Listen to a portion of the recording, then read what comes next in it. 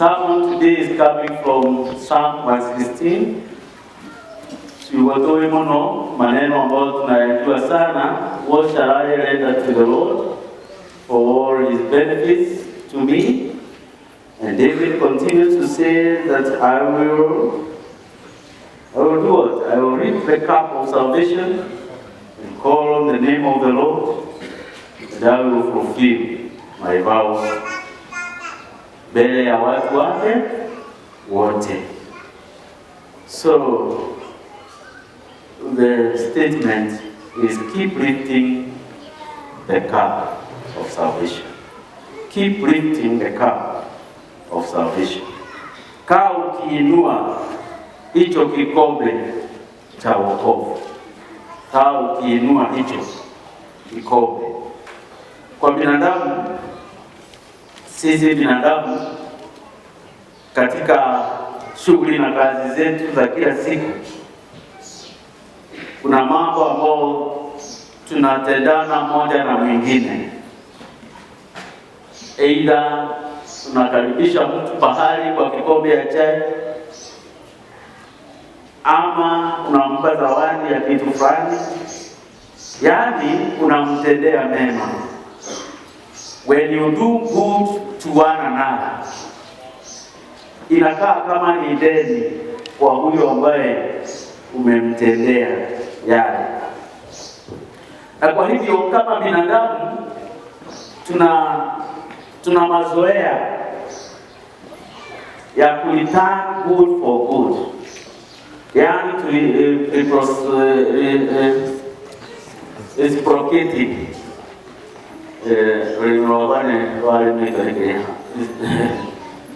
kurudisha wema na wema. And what we say, a good deed deserves deserves another and a good response. Na ndio tuita in our language ya Gikuyu tuita kusokia guoko wale ambao wamekuwa kwa ulevi na wale ambao ni walevi wako hapa. Kienda kwa baa akinunuliania pombe huko, yule amenunuliwa anasokia guoko.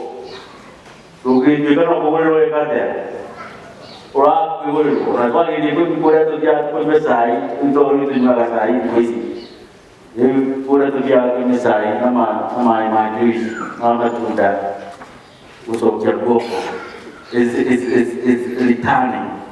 And this is what is disturbing David in this portion of the psalm that we have read. David anasumbuliwa na hii jambo ya kurudisha mkono, kwa sababu ameangalia na ameona wema wa Mungu katika maisha yake. He has seen the goodness of the Lord in his life.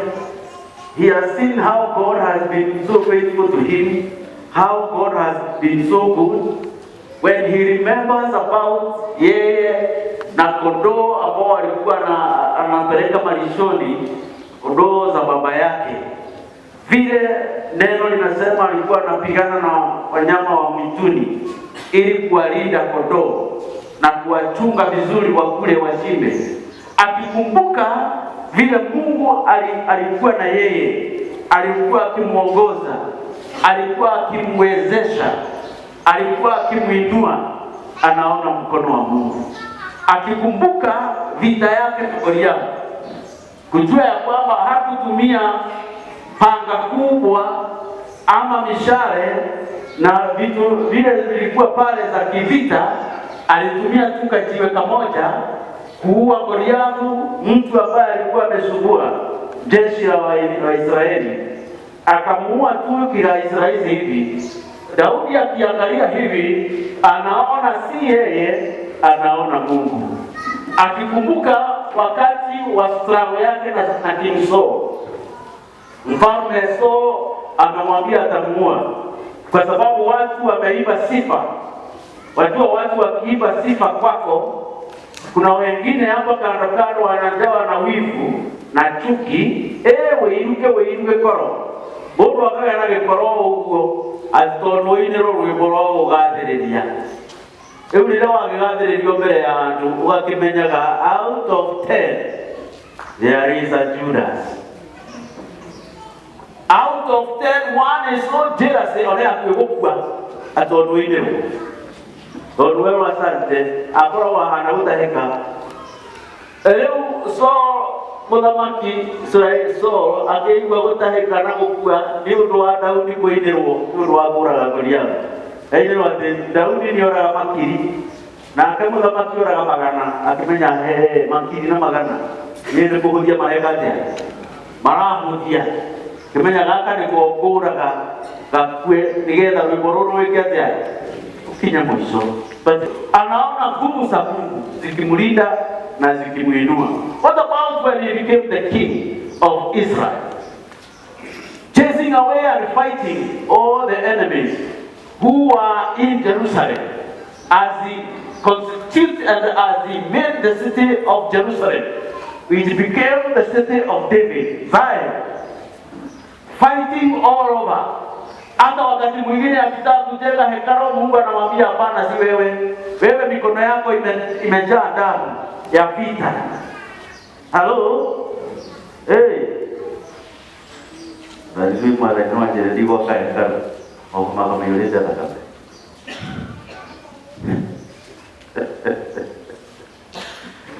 Mungu huongeza yao.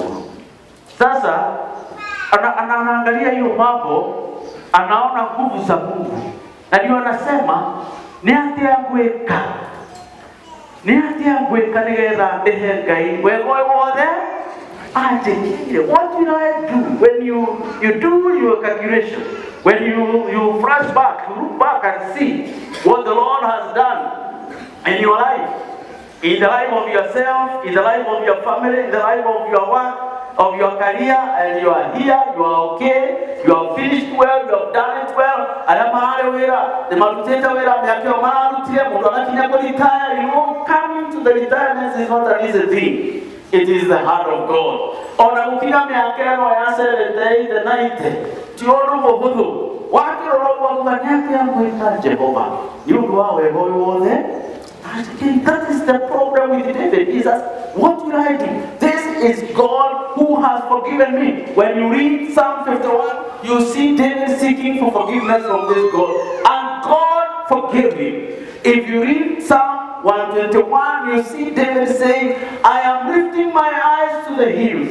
Where is my help coming from? And he realizes that it is not hills that his help is coming from, but it is coming from the Lord. It's not from any human being. It's not from any animal, not from any land, not from any building, but from the Lord himself.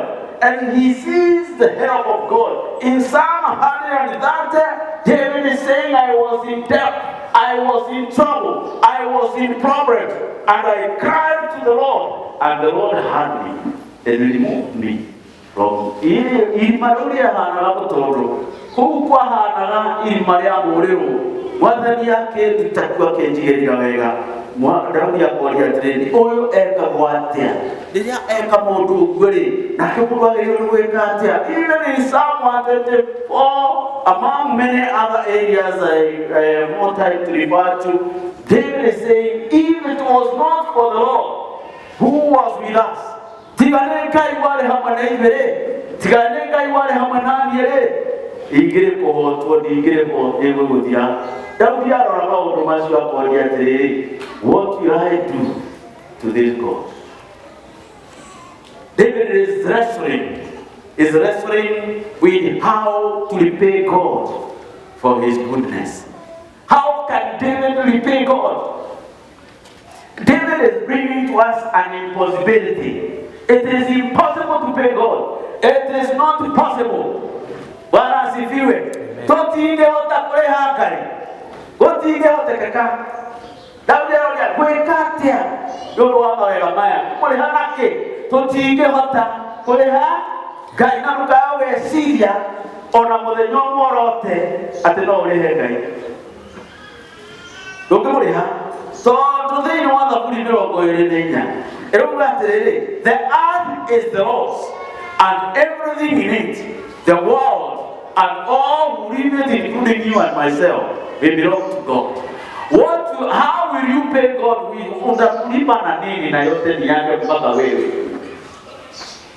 So David is bringing to us an impossibility thought. And this one, for theologians, you can talk a lot about it. In Isaiah 66, verse 1 and 2, he says, "Thus says the Lord, the heaven is my throne, and the earth is my footstool. Where is the house that you built for me, and the place for my rest?" So therefore, we cannot be able to contain God in a small house. We cannot contain God in a box or in a church like this one. We cannot repay God, and that is a problem to David. So he is saying, how will I repay what the Lord has done to me? So, you can always go to Modo, I will get them out of there. Now, I will walk on a moon to toil. I saw again your God at there. I don't know whether you have ever been disturbed by such. That somebody has done so good to you, and you wonder how to respond. You wonder because ukiangalia akana everything. Wesi ndio horoa kima enda hiyo. Wesi ndio horoa mtu enda kwa mothianga. Wesi ndio horoa pesa sivile benki. Wesi ndio horoa megunda enda hiyo benki ukira karanga kwa 10 by 10. Wa ukaripo. How will I repay this one? Afia kama ndo sasa. Kanu ndegora. Wanekora. Ukati wakaliwa ukati na hande ya kidele. Mundu toyo era thank you. Atia. Todo wawetake kile wawetake kile kuna kiega kitakaokuja kuuisha. Wali wao matunda maka hurate mmoja ugenda uzwa makule magi laka make makile gasa. But we thank God because we are two-sided. You and I are two-sided. You know what you are doing? Tell me, what are you? What are you? Let's see your week here. What are you? You are so we have the physical, the human. The physical, the human,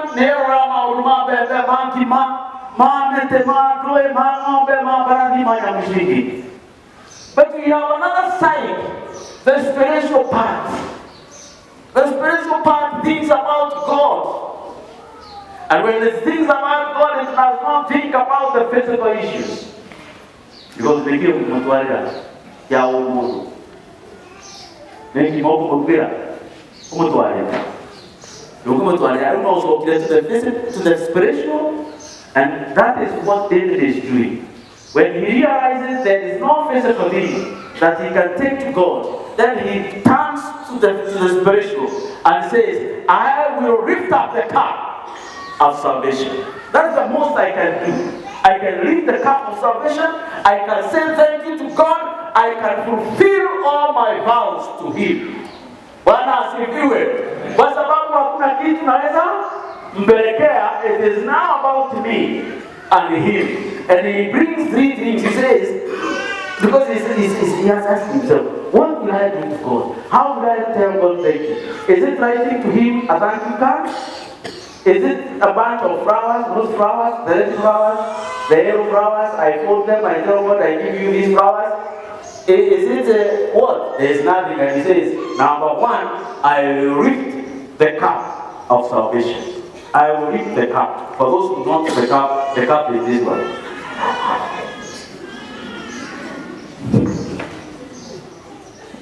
This is the cup. Are we together? This is the cup. You can see how, and there are many shapes of a cup. Isn't it? You know the cup. You have them in your house. Isn't it? You have them. And there is other cups that are produced in sports. In sports, tukicheza, tukikimbia, I always tell you, mimi wakati wangu wote wa primary na secondary na college nilikuwa kukimbia. These cups were always printing. We always see me raising one or two cups because of kukimbia. So there are those cups of gifts for sports, for doing well. And there is this one, which we use for taking tea, water, and many other things. And therefore, they are made of various material. And this is the cup. But this cup, again, figuratively and symbolically, when you read the Bible, it is seen in a symbolic way. It's not about this cup. In the Bible, it's not about this cup. It's a symbolic way of talking. And the cup in the Bible is used sometimes when there is pain, when there is suffering, when there are blessings, when there are good things, good harvest. And then you have heard somebody singing about the cup. It's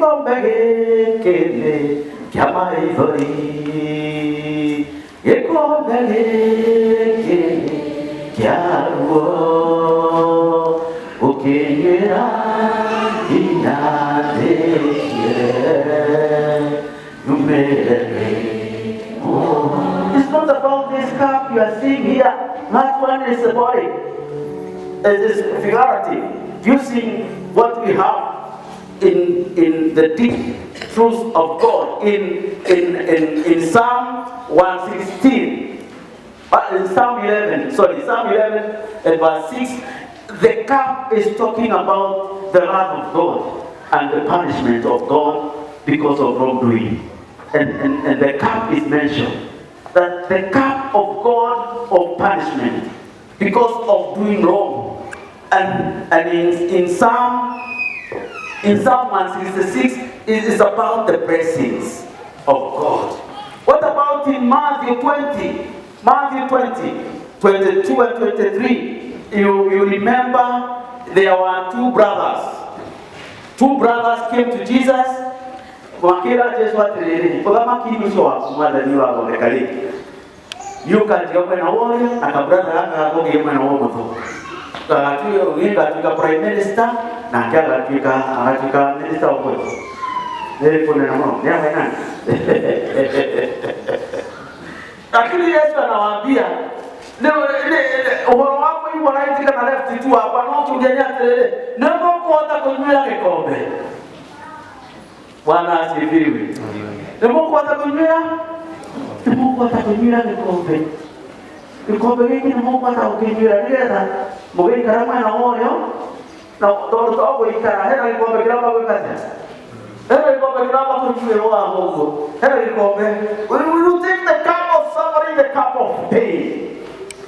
And 6, Jesus is talking about the cup again. And he said, Mother need the hair of the lake. Hello? The morning you are at Jesus. Yako hair of the copy. Care hair. Nigera at your stage, Mudarava Naraga. Paul. What about Paul? When you read 1 Corinthians chapter 10 and verse 10, you will see Paul talking about the cup. And he says, the cup. This cup is of the new covenant. You call the Riki,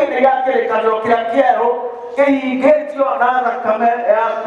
Ya tu corona meda de tu ara yo ro ko betuga e ko begeki de ya que ka crea que you get your another command.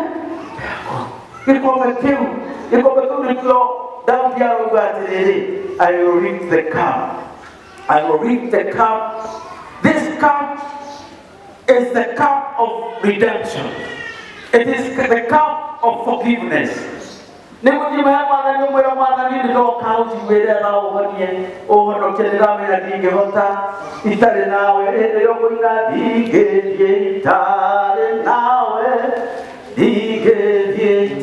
Nige kombe kyo hono kyora baradia tondora madani we no woke hotangai ke kombe kyo ya kuiwe wadari kyo boya ke kombe kyo ya kuiria meje kyo kwa baradia ke kombe kyo ya hono kyora madani kyo kwa baradia. The cup of salvation dio nitainua ke kombe ya usiku madani ya kumago jiwagai ke kombe kyo daudi ya rugatere ni na ngombe na bori sia okunengera madani none ngwa baradia ke kombe kya uhoroki.